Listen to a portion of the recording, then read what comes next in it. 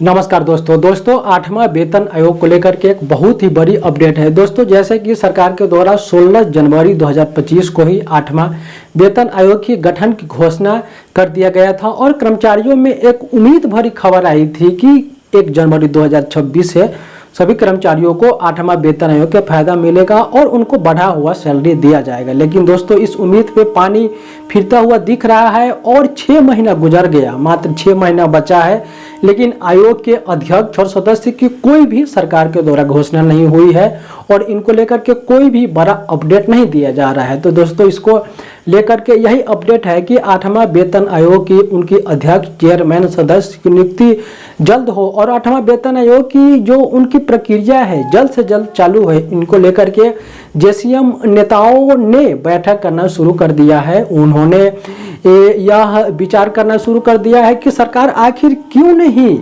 अध्यक्ष और सदस्य की गठन कर रही है, क्या मजबूरियां उनके पास फंसी है। जब दिल्ली चुनाव जीतना था तो सरकार ने आनन फानन में वेतन आयोग की घोषणा कर दिया, चुनाव जीत भी गया, लेकिन उनके बाद सरकार सो रही है, 8वां वेतन आयोग के लिए कुछ नहीं कर रही है। तो दोस्तों जेसीएम के नेताओं ने यह ठाना है कि सरकार से मिलेंगे और अगर सरकार नहीं सुनता है तो हम लोग इसको लिए आंदोलन करेंगे और सरकार पे दबाव बनाएंगे कि जल्द से जल्द 8वां वेतन आयोग का गठन और अध्यक्ष और सदस्य की नियुक्ति होना चाहिए। जेसीएम नेताओं की बैठक होना शुरू हो चुका है दोस्तों। फिटमेंट फैक्टर और भी जो टीओआर है उनको लेकर के भी जेसीएम की नेताओं ने अलग अलग अपने अपने स्तर से बात रखे है दोस्तों। टीओआर तभी फाइनल होगा जब वेतन आयोग की जो प्रक्रिया है वह आगे बढ़ेगा। हालांकि टीओआर को शिव गोपाल मिश्रा जी ने फरवरी महीने में ही सरकार को दे दिया था कि हमारी क्या मांगे हैं, जैसे कि लेवल मर्ज है, बेसिक प्लस डीए है, एक्वायर्ड फार्मूला में संशोधन है और एमएससीपी के तहत जो लाभ मिलता है उनको 5 वर्ष किया जाए, जो पहले 10 वर्ष अभी भी है। इसके अलावा और भी जो बहुत सारे जैसे कि अलाउंसेज में वृद्धि है, मेडिकल अलाउंस प्रदान करना है और भी नए नए अलाउंसेज देना है, हार्ट एंड रिस्क अलाउंस में भी वृद्धि करना है और भी बहुत सारी मांगे टर्म्स ऑफ रेफरेंसेज में दिया गया है। लेकिन अभी कमेटी का ही अता पता नहीं है तो इस मांग पे चर्चा कौन करेगा। तो दोस्तों इसको लेके खासकर जो फिटमेंट फैक्टर को लेकर के यही बताया जा रहा है कि जो मिनिमम फिटमेंट फैक्टर है 2.86 मिलने की उम्मीद है, जैसे कि अब इस मीडिया रिपोर्ट में देखिए। सैलरी कैलकुलेशन के लिए फिटमेंट फैक्टर महत्वपूर्ण होता है। अभी फिटमेंट फैक्टर है 8वें वेतन आयोग के लिए फिटमेंट फैक्टर की जो मांग की गई है उसके मुताबिक 2.57 है और 8वें के लिए मांगा जा रहा है 2.87।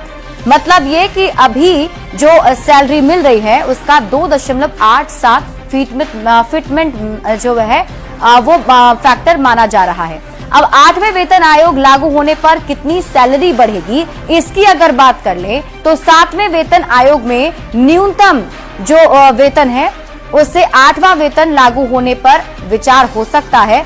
7,000 रुपए से बढ़कर 18,000 रुपए हो गया था जब 7वां वेतन आयोग लागू हुआ था। 8वां वेतन आयोग अगर लागू होता है तो 18,000 रुपए से बढ़कर 51,480 रुपए हो सकते हैं।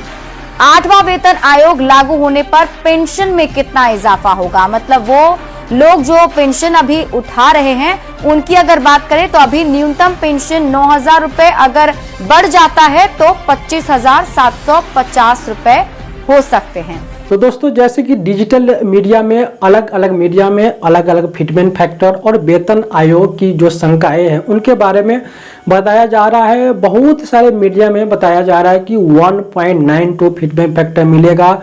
बहुत सारे मीडिया में बताया जा रहा है कि 2.86 की फिटमेंट फैक्टर मिलेगा और भी अलग अलग उम्मीदें जता रही है कि इतना के करीब मिलेगा। और यह भी उम्मीदें जता रही है कि बिहार चुनाव से पहले 8वां वेतन आयोग की अध्यक्ष और सदस्यों की नियुक्ति कर ली जाएगी। भले ही प्रक्रिया में थोड़ी समय लगे, काम देरी से शुरू हो, लेकिन आप जानते हैं कि यूपी बिहार में जो सरकारी नौकरी का क्रेज अधिक है, तो बिहार चुनाव जीतने के लिए 8वां वेतन आयोग के अध्यक्ष और सदस्यों की नियुक्ति आनन फानन में कर दिया जाएगा। चुनाव जीत लिया जाएगा, फिर से वे शांत हो जाएंगे, फिर से 2027 के यूपी चुनाव में वे लग जाएंगे। इसी प्रकार से वेतन आयोग की प्रक्रिया लागू करते करते हमको तो ऐसा लगता है कि कहीं 29 का चुनाव भी नहीं आ जाए और इस बेस में उनको 29 के चुनाव में भी इस बार से कुछ सीटें का फायदा हो जाए। तो दोस्तों यही संभावनाएं हैं, सभी लोग संभावनाएं जता रहे हैं कि जल्द ही वेतन आयोग के अध्यक्ष और सदस्यों की नियुक्ति होगा। इसको लेकर जेसीएम के नेताओं का भी अलग अलग कहना है कि हम भी इसको लेकर प्रयास कर रहे हैं कि जल्द आयोग के अध्यक्ष और सदस्य की नियुक्ति करें और वेतन आयोग की कार्रवाई शुरू करें। जैसे कि दोस्तों पिछला वेतन आयोग का आप रिकॉर्ड देखें तो मिनिमम 2 साल का समय लगता है वेतन आयोग की अपनी समीक्षा रिपोर्ट बनाने में। तो अगर 2026 में अगर आयोग का गठन होता है तो 2 साल आप जोड़ लीजिए 2028, या अगर डिजिटली युग है तो आप में 1 साल ही मान लीजिए, फिर भी 2026 में गठन होगा तो 1 साल समीक्षा रिपोर्ट बनाएगा तो 2027 आ जाएगा और 27 के मध्य तक आयोग की सारी प्रक्रिया सरकार को देगी, फिर उसके कैबिनेट को मंजूरी मिलेगी, फिर उसमें फाइनेंस डिपार्टमेंट वित्त मंत्रालय से उनका बजट का अनुदान होगा। उसके बाद वेतन आयोग का लाभ कर्मचारियों को दिया जाएगा, ताकि इसमें लंबा समय लग जाएगा। तो दोस्तों हम लोग तो उम्मीद ही कर सकते हैं, अब जेसीएम के नेताओं के हाथ में ही है, जो कर्मचारी संगठन है उसी के हाथ में है कि वह जोर शोर से सरकार पे दबाव बनाए, आंदोलन करे, रोड पे उतरे कि जल्द से जल्द सरकार 8वां वेतन आयोग की प्रक्रिया को आगे बढ़ाए। यही कर्मचारी संगठन ही कुछ कर सकते हैं, बाकी इस पे मीडिया है और भी जो भी संगठन है वह इसको लेकर सरकार पे दबाव बनाए तो बहुत जल्द वेतन आयोग के अध्यक्ष और सदस्य आगे की जो कार्रवाई है वह शुरू होगी।